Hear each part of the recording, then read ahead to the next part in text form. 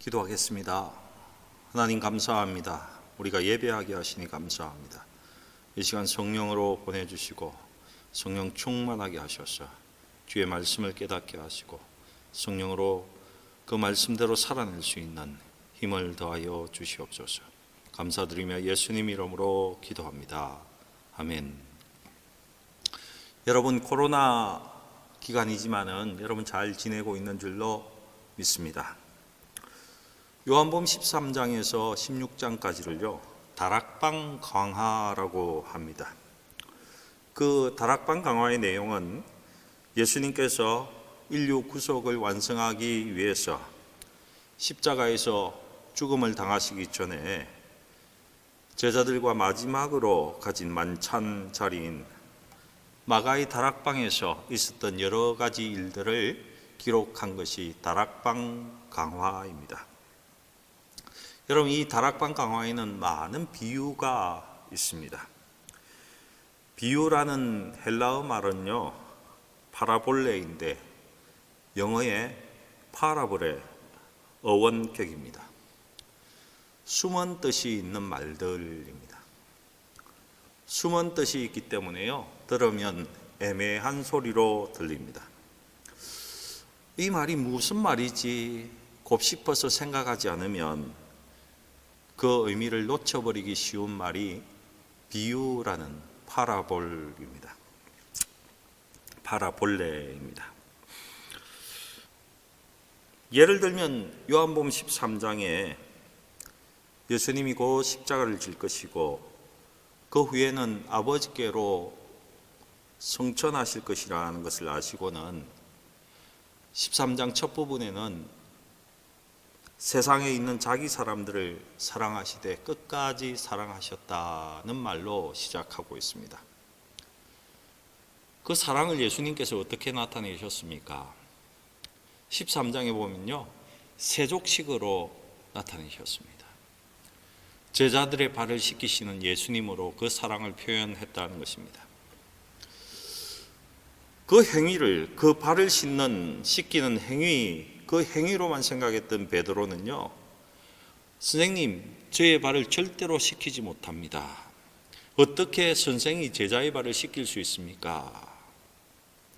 그랬더니 예수님이 내가 너의 발을 씻기지 못하면 너는 나와는 아무 상관이 없다 이렇게 말씀하셨습니다. 그냥 예수님이 발만 씻기는 행위라고 생각했는데 사실은 그것이 아니었다는 것입니다. 예수님이 제자들을 떠나서도 계속해서 말씀으로 그들을 계속 씻을 것이라는 비유였던 것입니다.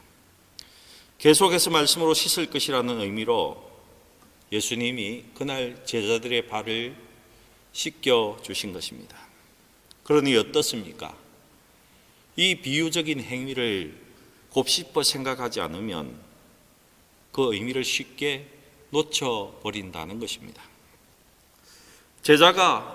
베드로가 저의 발을 씻길 수 없습니다 라고 하니까 그렇다면 너와 나와는 상관이 없다 이런 말을 하십니다. 여러분 혹 이해가 되십니까? 이 말씀은 계속해서 말씀으로 섬김을 받지 않으면 너가 예수께 붙어 있을 수 없다는 말인 것입니다. 상관이 없다고 하니까 예수님께서 이렇게 말씀하십니다. 상관이 없다니까 베드로가 놀라서 그럼 선생님 저 목욕까지 시켜주십시오 이렇게 이야기합니다. 그랬더니 예수께서 이미 목욕한 자는 발만 씻으면 된다라고 하십니다. 여러분 이 말이 이해가 되시나요? 이런 말입니다. 이미 복음으로 온전케 된 사람은 매일매일 때마다 주님 주시는 필요한 말씀만 받아도 주님과 교제 가운데 살아갈 수 있다는 것을 그렇게 표현한 것이지요. 여러분 이것이 비유입니다. 이것이 파라볼레입니다. 그리고 여러분 요한복음 15장에 보면요 가서 열매 맺는 삶의 비결을 가르쳐 주기 위해서 예수님 당신은 포도나무요 너희는 가지다라 말씀하시고 내 아버지는 농부다라고 하시면서 비유로 말씀하시는 부분이 나옵니다. 그리고 열매 맺는 비결을 내가 너 안에, 너가 내 안에 있으면 열매를 맺는다, 이렇게 말씀하십니다. 예수님이 우리 안에 있는 것은 예수님께서 성령으로 오셔서 우리 안에서 말씀을 주시는 것이고, 우리가 주님 안에 있는 것은 그 주신 말씀을 붙들고 그 말씀대로 사는 것이다, 이렇게 해석이 되는 말씀인 것입니다.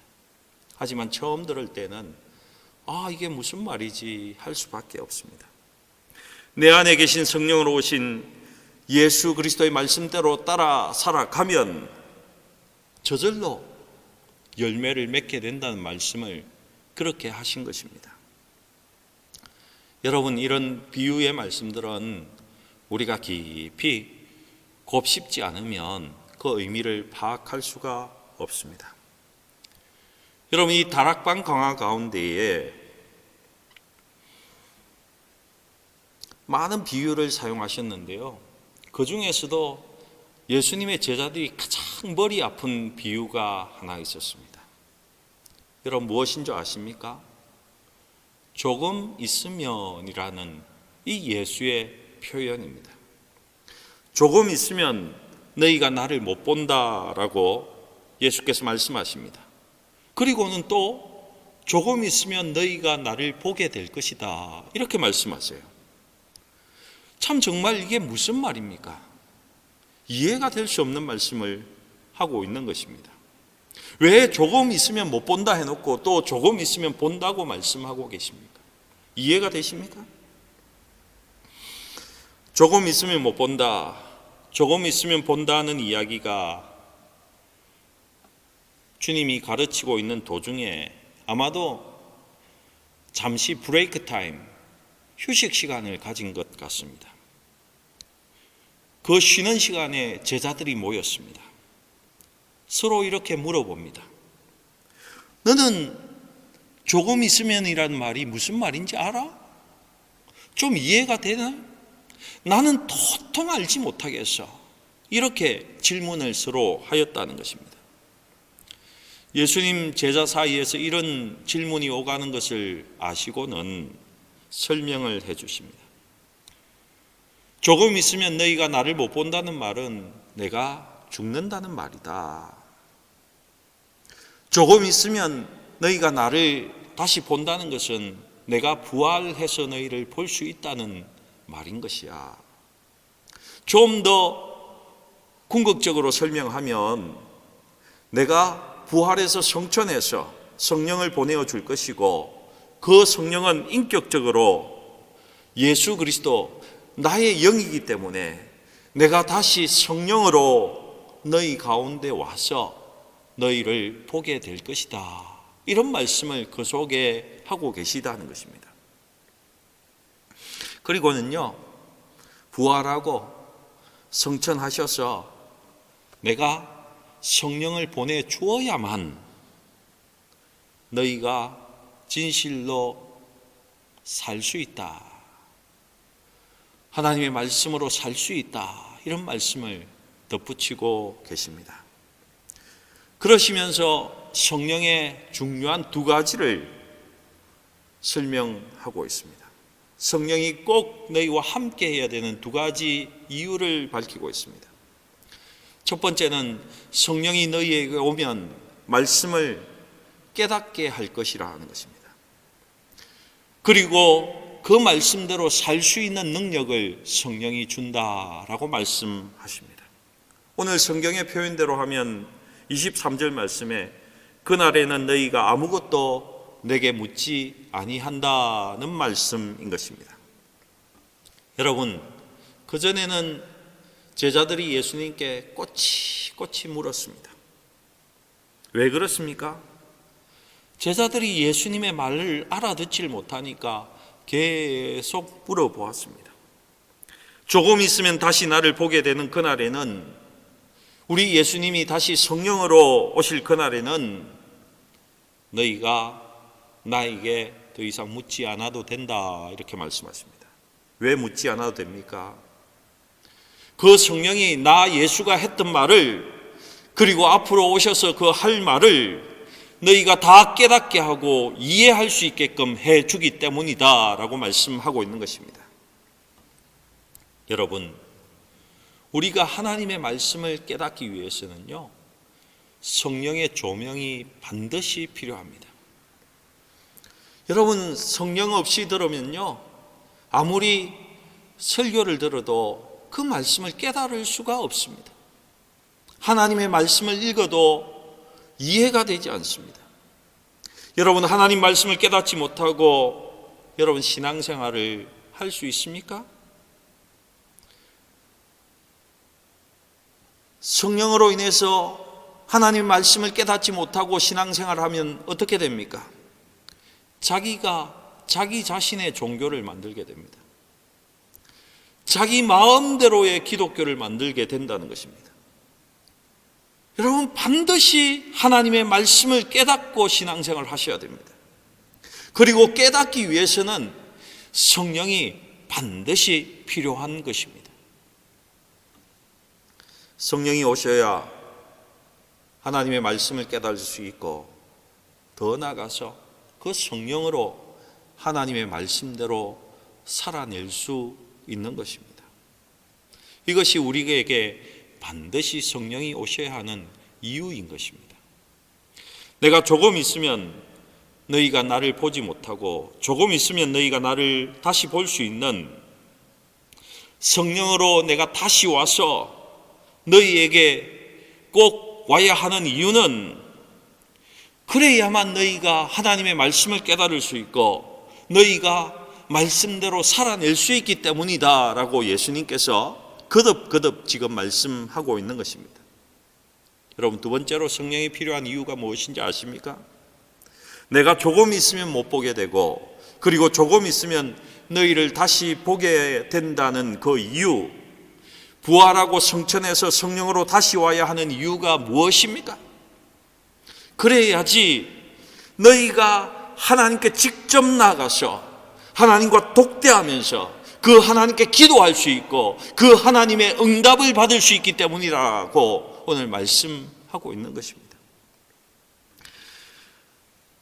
예수의 영, 성령으로 다시 오시지 않으시면 여러분, 우리는 하나님께로 나아가서 1대1로 교제하면서 기도할 수 없습니다.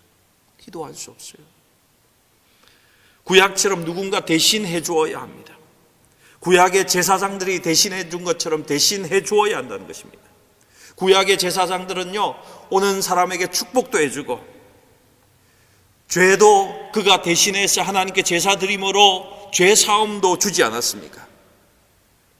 그 제사장이 있어서 대신해 주어야 한다는 것입니다. 제사장이 대신해서 중보해서 제사도 드려주고 제사장이 나아가서 기도도 해주고 해야 한다는 것입니다. 여러분, 구약에는 사실 단독으로 나가서 스스로 나아가서 하나님께 받은 은혜가 없습니다. 여러분, 하나님 앞에 홀로 독대해서 하나님께 나아가려면요, 반드시 죄의 문제가 해결되어야 되기 때문입니다. 조금 있으면 너희가 나를 못 보아야 하고 또 다시 보아야 한다는 것입니다. 너희가 성령을 받고 너희가 하나님이 나를 의롭게 하셨구나, 하나님께서 나를 사랑하시는구나, 나는 이제 의인이구나 하는 것을 깨닫고, 그때야 죄 사함 받은 것을 깨닫고 하나님 앞에 나아갈 수 있고 하나님 앞에 기도해서 하나님의 응답을 받는 그런 신앙으로 그때야 나아갈 수 있다는 것입니다.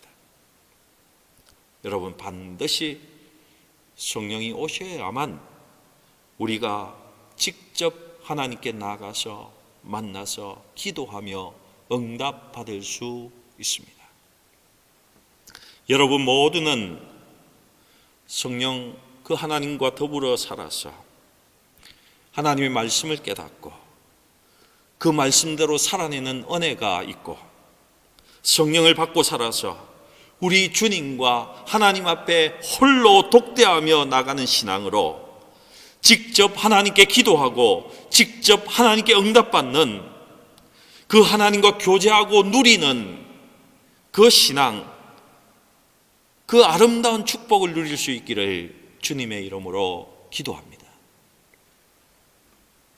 여러분, 신학 공부를 많이 했다고 하나님과 잘 사귐이 있다는 것이 아닙니다. 그렇지 않습니까? 신앙의 연수가 오래되었다고 그 사람이 하나님과 관계가 좋다, 이것도 아니지 않습니까? 사실은 성경을 많이 읽었다고 해서 그가 신앙생활을 잘하고 믿음이 좋은 것도 아닙니다. 성령님이 그와 함께해야 합니다. 그가 성령님과 함께 교제할 줄 알아야 합니다. 더군다나 이 말세 The End Time에는요, 성령님과 함께해야 이 세상을 이길 수 있고 이 세상에서 믿음으로 승리할 수 있습니다. 사실 성령님과 함께해야 믿음을 지킬 수 있는 시대입니다. 여러분, 이런 관점에서 이제 본문의 말씀을 한 절 한 절 한번 돌아보십시다. 요한복음 16장 16절 17절에 보면요, 조금 있으면 너희가 나를 보지 못하겠고 또 조금 있으면 나를 보리라 하시니 제자 중에서 서로 말하되 우리에게 말씀하신 바 조금 있으면 나를 보지 못하겠고 또 조금 있으면 나를 보리라 하시며 또 내가 아버지께로 감이라 하신 이 말씀이 무슨 말씀이냐 하고, 이게 무슨 말이냐 하고, 여러분, 지금 다락방 강화 중에서 제자들이 가장 이해하기 힘든 조금 있으면 이란 부분이 나오고 있습니다. 예수님께서 조금 있으면 내가 아버지께로 가리니 세상은 나를 보지 못하겠고 그러나 너희는 나를 볼 것이다, 이런 말씀을 하는데 이게 도대체가 무슨 말이냐? 제자들이 서로 묻고 있습니다.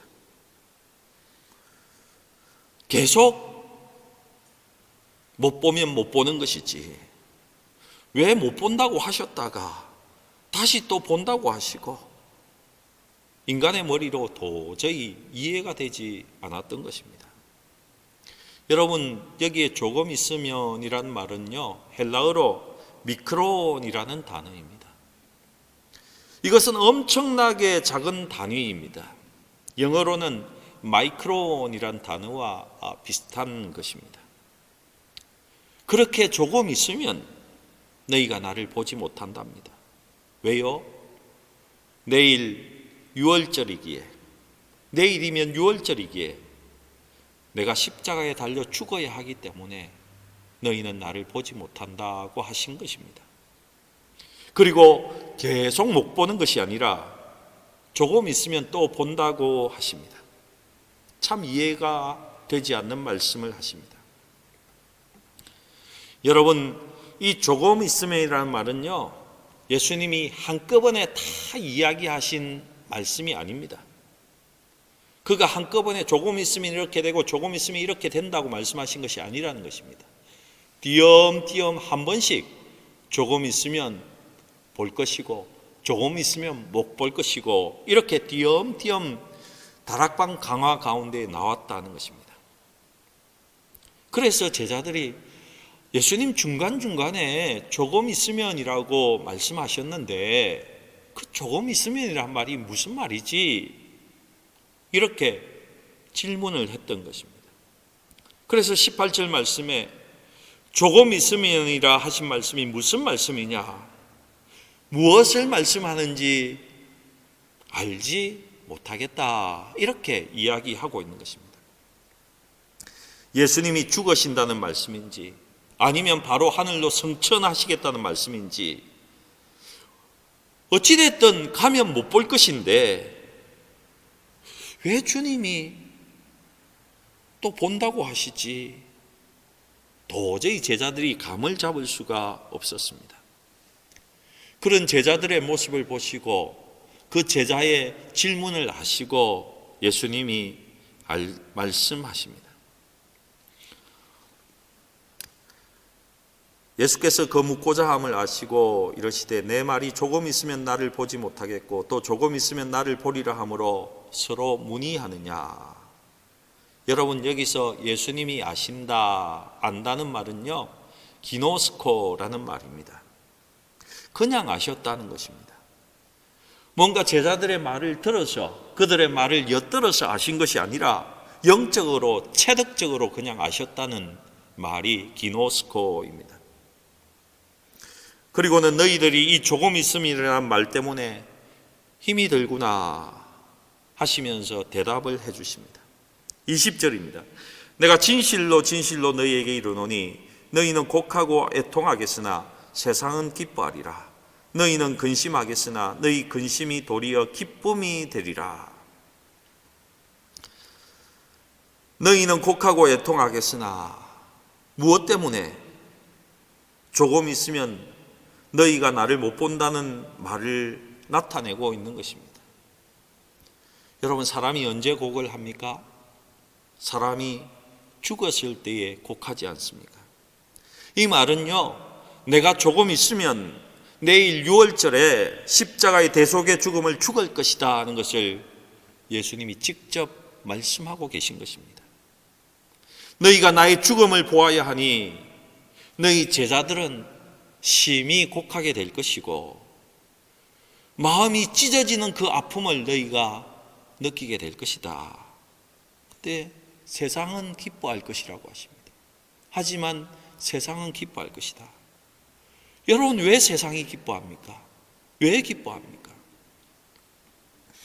당시에 세상 사람들이 볼 때는요, 예수는 하나님의 아들이 아닌데 자기가 하나님의 아들이라고 외치는 것 같았어요. 세상 사람들이 볼 때는 예수가 메시아가 아닌데 자꾸 메시아라고 한다고 생각을 했었습니다. 그런 예수가, 그렇게 자기가 메시아이고 하나님의 아들이라고 말하던 그 예수가 이제 어디에 달려 죽게 되었습니까? 십자가, 나무에 달려 죽게 되었다는 것입니다. 신명기 21장 22절과 23절 말씀에 보면요, 나무에 달려 죽은 자는 하나님의 저주를 받아서 죽은 자이다, 이렇게 말하고 있어요. 그러니 세상 사람들이 기뻐한다는 것입니다. 봐라, 저 말이 틀리지 않았느냐? 저 예수가 하나님의 아들이 아니니까 저렇게 저주받아서 죽은 것 아니냐? 이렇게 말하면서 세상 사람들이 기뻐했다는 것입니다. 신명기 21장 23절 말씀에 보면 나무에 달린 자는 하나님께 저주를 받았음이라. 이 말씀에 근거해서 그들은 십자가에서 달려 죽은 그 예수를 보면서 기뻐했다는 것입니다. 왜요? 자기들이 맞다고 생각합니다. 저 사람은 메시아가 아닌데 메시아라고 말했다고 그렇게 생각했거든요.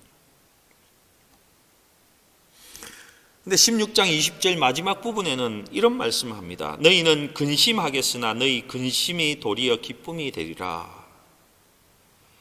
그렇다면 이 말씀은 또 무슨 말씀이야? 제자들이 참 혼동이 되겠어요. 예수님의 제자를 죽음을 보아야 하니 근심하겠지만은, 제자들이 예수님의 죽음을 보고 근심하겠지만은, 그런데 이 근심 자체가, 예수 그리스도의 죽음 자체가 이제는 예수님이 이렇게 이야기합니다. 너희에게는 기쁨이 되겠다, 이렇게 말씀하고 있습니다. 참 이해하기 힘듭니다. 이 말씀이 뭡니까? 예수님이 조금 있으면 부활하신다는 것입니다. 부활하신다는 것입니다. 살아나셔서 그 고통이던 죽음이 어떻게 된다고요? 고통이었던 예수의 죽음이 너희에게는 기쁨이 된다는 것입니다. 왜 기쁨이 되겠습니까? 예수의 다시 사심은요, 하나님 그 아버지의 인정이고 증거이기 때문에 기쁨이 되는 것입니다. 주님이 십자가에 달려서 죽으실 때에 아버지여 나의 영혼을 당신께 맡깁니다 라고 기도합니다. 그리고는 죽으셨어요. 그가 다시 살아나셨는데요, 이것은 예수님 자신이 벌떡 일어나서 사신 것이 아니라 하나님께서 다시 살리셨다는 것입니다. 하나님 그가 예수를 달리 사셨다는 것입니다. 이 말은 뭡니까? 너희 세상 사람들은 이제 틀렸다는 것입니다. 내 아들 예수가 맞다. 이 예수는 나의 아들이고 내가 보낸 메시아다라고 말씀하는 것입니다. 이렇게 하나님께서 부활로서 인정하셨기 때문에 그를 믿는 제자들과 우리에게는 큰 기쁨이 된다고 말씀하시는 것입니다. 그리고 또한 증거이기도 합니다.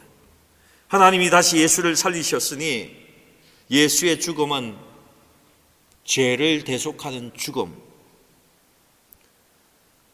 우리의 인간의 죄의 문제를 해결했다는, 이제 죄의 문제가 해결되었다는 증거인 것입니다. 이제 죄에 속박되어 있던 인간들이 하나님의 의를 쟁취했다는, 의인이 되었다는 증거인 것입니다.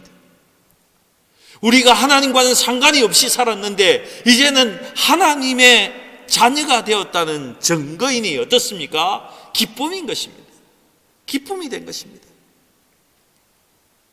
여러분, 놀라운 것은 이 구속의 증거로 다시 하나님께서 보내주신 것이 성령이라는 것입니다. 성령이라는 것입니다. 성령은요, 예수의 영입니다. 그 구속의 주 예수가 우리와 영원히 함께하는 증거로 성령을 우리에게 보내주신 것입니다. 여러분, 창세기 6장 제가 설교할 때에 무엇 때문에 하나님의 영이 떠납니까? 인간의 죄 때문에, 죄의 문제 때문에 하나님의 영이 완전히 떠나버렸습니다. 그 하나님의 영 성령이 예수 그리스도의 죽으심과 부활 또한 성천하심으로 우리의 죄를 대속하시고 의롭게 하셨다는 증거로 다시금 성령으로 우리 안에 오셨습니다.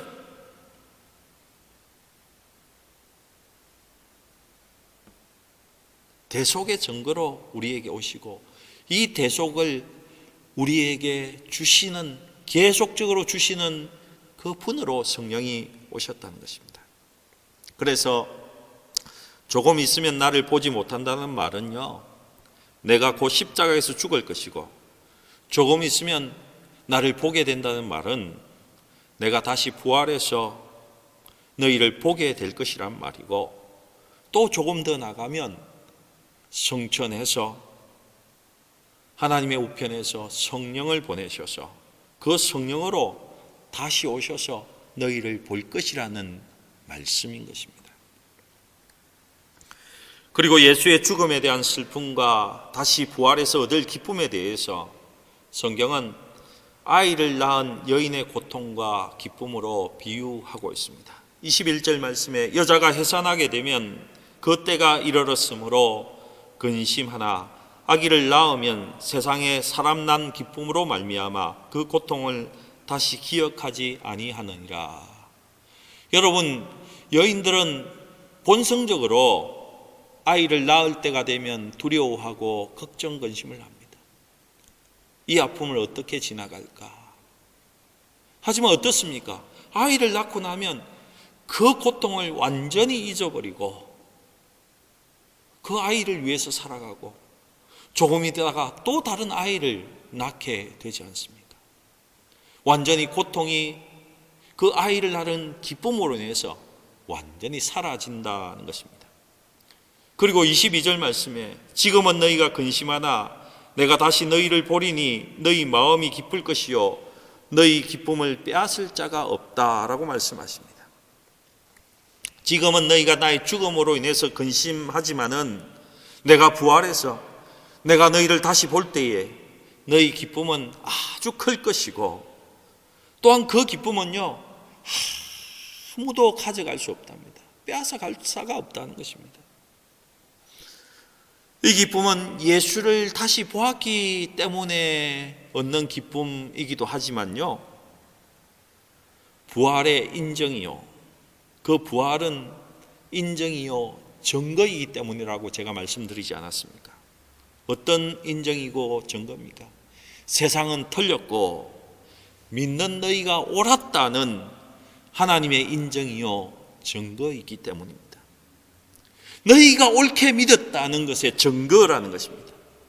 너희가 이제 죄 사함 받았다는 것의 인정이 부활이라는 것입니다. 이제 너희는 십자가에서 대속 가운데 모든 죄가 해결되었고 부활로 인해서 너희가 의인됨이 인정되고 증거되었다고 말씀하기 때문에 그 기쁨이 흘러 넘친다고 말씀하는 것입니다. 너희는 이제 하나님의 자녀가 되었다. 사탄의 그 무리 속에 있다가 이제는 너희가 하나님의 자녀가 되었다는 증거이기 때문에 너희는 기쁨이 넘친다. 그리고 이 기쁨은 절대로 아무도 빼앗을 수 없다라고 말씀하고 계신 것입니다. 여러분도 잘 아시죠? 세상의 기쁨은 영원하지 않습니다. 결혼했을 때, 아이를 낳았을 때, 집을 샀을 때, 좋은 학교에 들어갔을 때, 승진했을 때, 여러분 잠시 기쁜 것이죠.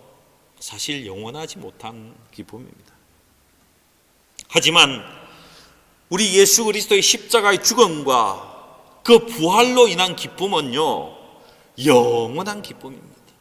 영원한 기쁨입니다. 그리고 이 기쁨은요, 아무도 빼앗아갈 수 없는 기쁨이라고 말씀하고 있습니다. 사랑하는 성도 여러분, 이 영원한 기쁨을 위해서 인생을 투자하시는 분들이 되기를 주님의 이름으로 축복합니다.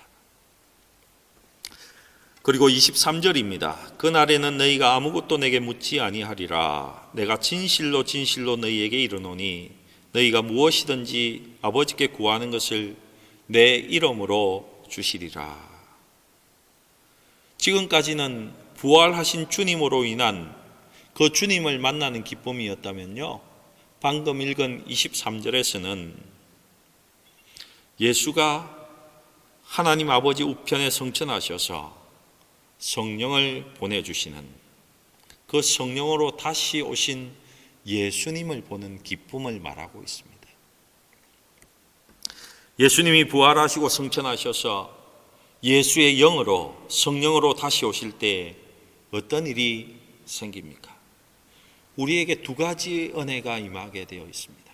첫 번째로는요, 그 은혜는요, 내가 다시는 아무것도 묻지 않게 된다는 것입니다. 성령으로 인해서 나는 다시는 무언가 묻지 않는 그런 삶을 살게 된다는 것입니다. 여기 묻는다는 말은요, 헬라어로 에로마이라는 이야기입니다. 이 에로마이는 두 가지 뜻이 있습니다. 하나는 묻는다, 질문한다, 그 뜻과 함께 여러분 성경의 밑쪽을 이렇게 보시면 1번하고 가로치고 기도한다, 구한다, 요청한다, 이런 뜻도 있다고 적혀져 있습니다. 근데 저는 여기서는요, 성경에 지금 쓰여진 대로 질문한다로 번역하는 것이 가장 좋다고 생각합니다. 묻지 않는다는 것입니다. 이제 다시 질문을 하지 않는다는 것입니다. 예수가 다시 그리스도의 영으로 우리에게 오실 때에는 말씀을 깨닫는 은혜가 있기 때문에 다시 묻지 않아도 된다는 것입니다. 전에는 그 예수님이 무슨 말을 했는지 뜻을 이해하지 못해서 제자들이 계속 질문하지 않았습니까? 깨달음이 없었습니다. 그래서 자질구레한 것까지 제자들은요, 예수님께 꼬치꼬치 물어봐야지 그때야 알았습니다. 귀찮을 정도로 물었죠. 그런데 이제 묻지 않아도 된답니다. 성령이 다 깨닫게 하신답니다. 여러분, 하나님의 말씀은 깨닫기가 사실은 쉽지 않습니다. 여러분, 사도행전에 빌립 집사님이 성령의 인도하심에 따라서 광야에서 만난 에티오피아 국고를 맡은 네시를 여러분 아실 것입니다. 그 내시가 마차를 타고 가면서 이사야서를 읽고 있었습니다. 빌립이 그 옆에 가서 당신 이 읽고 있는 것을 이해하십니까? 라고 물었을 때에 그 내시가 뭐라고 대답했습니까? 지도하는 선생이 없는데 제가 어떻게 깨달을 수 있겠습니까? 이해하지 못합니다. 이렇게 대답하지 않았습니까? 여러분, 성경은요, 쉽게 깨달을 수 있는 책이 아닙니다. 하나님의 말씀을 설교할 때에도 여러분 앉아서 다 듣고 있는 것 같지만은 사실은 다 깨닫는 것이 아닙니다. 그렇지 않습니까? 그런데 우리 예수님이 성령으로 다시 오셔서 우리와 함께하는 그날에는 너희가 아무것도 묻지 않아도 된다라고 말씀하십니다. 왜 묻지 않습니까? 성령님이 그 모든 것을 깨닫게 해 주시기 때문이다. 이렇게 말씀하고 계세요. 성령이 다 깨닫게 해 주실 것이다. 그래서 요한복음 14장 26절에 이렇게 말씀하지 않습니까?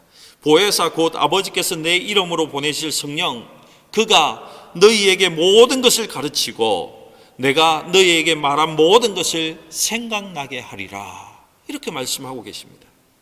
여러분, 성령은요, 진리의 영이십니다. 그 진리의 영이신 성령이 우리를 진리 가운데로 인도하신다는 것입니다. 그리고 가르치시고 깨닫게 하시고 진리 가운데에서 생활할 수 있도록 인도해 주신다는 것입니다. 여러분, 성령이 오면 말씀이 깨달아지고 그리고 성령이 계속 조명해 주셔서 더 이상 묻지 않아도 되게 하시는 큰 은혜가 성령이 임하실 때에 우리에게 임하게 되어 있습니다. 여러분, 성령을 체험하지 못하고 함께하지 못하면요, 계속해서 제자들처럼 말씀을 깨닫지도 못하고 계속 물어야만 합니다. 하지만 우리가 성령을 받고 충만하면, 성령으로 충만하면 그 성령이 하나님의 말씀을 깨닫게 하실 것이고 모든 것을 알게 하실 것입니다. 여러분, 그러니 한번 생각해 보십시오. 내가 성령이 없이 신앙생활하는 것하고 성령 충만해서 성령과 함께 신앙생활하는 것, 하늘과 땅 차이 아니겠습니까? 내가 성령이 충만한 것하고 내가 예수 믿었을 때 그냥 성령이 나로 한번 고백하게 하고 그 성령이 저 구석방에 처박혀 있는 그 사람하고 성령이 충만한 사람하고의 신앙생활은, 하나님의 말씀을 깨닫고 그 말씀대로 살아가는 것은 얼마나 다르겠습니까? 다르지 않겠습니까? 엄청난 차이가 있습니다. 여러분, 성령으로 충만케 되셔야 됩니다. 성령으로 가득해야 합니다. 그리고 두 번째 은혜가요, 16장 23절 후반부에 나타나 있습니다. 너희가 무엇이든지 아버지께 구하는 것을 내 이름으로 주시리라. 내 이름을 앞으로 이렇게 빼서 다시 읽으면요, 이렇게 됩니다. 너희가 내 이름으로 구하는 모든 것을 하나님 아버지께서 주신다. 이렇게 말씀하고 있는 것입니다. 내 이름이라는 것이 무엇입니까? 예수 믿는 믿음 안에서, 예수 그분을 믿는 믿음 안에서 너희가 무엇이든지 하나님께 구하면 하나님께서 너희에게 모든 것을 주신다고 말씀하고 있는 것입니다. 여러분, 성령을 보내주신 예수님이 우리에게 말씀을 깨닫게 하는 은혜를 베푸시고, 또 하나는 여러분 무엇이든지 구하면, 예수 이름으로 구하면 하나님이 반드시 주시는 그 은혜 속에 살 수 있습니다. 여러분, 그러니 가장 중요한 것이 무엇이겠습니까? 우리가 성령 하나님과 함께 신앙생활 해야 되는 것 아니겠습니까?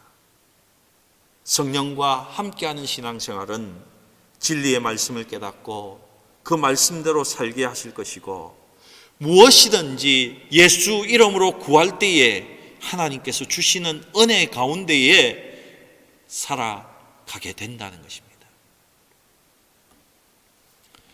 여러분 축복합니다. 여러분 성령을 체험하시기 바랍니다. 그리고 성령을 충만히 받으시기 바랍니다. 그 성령 충만한 가운데 여러분 신앙생활 할 수 있기를 주님의 이름으로 기도합니다. 말씀을 맺겠습니다.